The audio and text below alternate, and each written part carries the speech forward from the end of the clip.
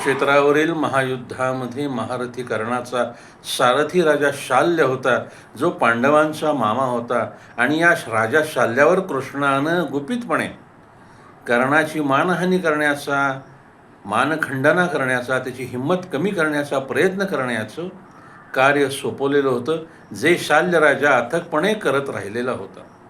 अशा प्रकारची मानसिकता असलेली माणसं आपल्या अवतीभोवती सतत वावरत असतात, जी आपली मानहानी करत असतात, मानखंडना करत असतात, आपला आत्मविश्वास कमी करण्याचा प्रयत्न करत असतात, आपली हिंमत खचवण्याचा प्रयत्न करत असतात. आपण सजग राहून आपल्या ध्येयावरील आपलं लक्ष विचलित होऊ देऊ नये.